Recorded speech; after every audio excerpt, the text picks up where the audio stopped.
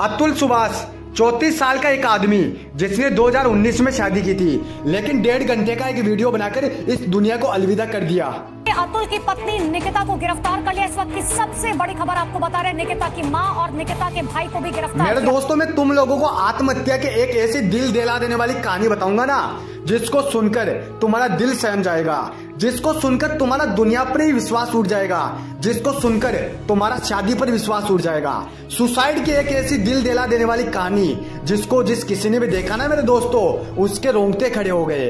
अतुल सुभाष 34 साल का वो आदमी जिसने 2019 में शादी की थी, लेकिन शादी के 2 साल बाद ही उसकी पत्नी निकिता ने उस पर दहेज के लिए उत्पीड़न करना, यौन उत्पीड़न और अपने पिता की हत्या जैसे गंभीर आरोप लगाना शुरू कर दिया। उसकी पत्नी रोज अतुल को 3rd डिग्री टॉर्चर किया करती थी, अतुल से पैसे मांगा करती थी ताकि वो सारे पैसे अतुल से लेकर वो अपने घर भेज सके। अतुल पैसा देता गया और जब पैसे ना होते तब उसकी पत्नी उसको मारा करती थी। ये सोचने वाली बात है दोस्तों, एक पत्नी अपने ही पति को मारा करती थी।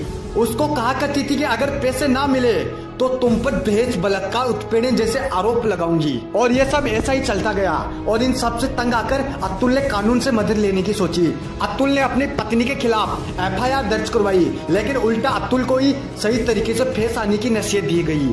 दिन बीतते गए लेकिन पत्नी की हरकतों में कोई सुधार नहीं दिखा, तो अंत में 9 दिसंबर की रात को अतुल ने अपनी आप बीती सुनाकर 1.5 घंटे का वीडियो बनाकर इस दुनिया को अलविदा कह दिया। मेरे दोस्तों, अतुल ने अपने सुसाइड नोट में लिखा कि मेरे ही पैसों से, मेरे ही टैक्स के पैसों से मेरी पत्नी मेरे ही खिलाफ कोर्ट में केस लड़ रही थी। मेरे ही पैसों से मैं अपने दुश्मन को पाल रहा हूँ। अगर मैं ही नहीं रहूंगा तो पैसा कहाँ से आएगा।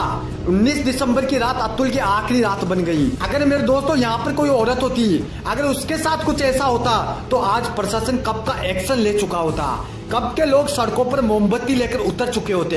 लेकिन बात यहाँ पर एक मर्द की हो रही है, तो प्रशासन अभी भी खामोश बैठा है। क्या अतुल को न्याय मिलेगा? उसके साथ जो हुआ है उसको इंसाफ मिलेगा? क्या उसकी पत्नी और उसके मायके वाले को गिरफ्तार किया जाएगा? यह अभी देखना बाकी है।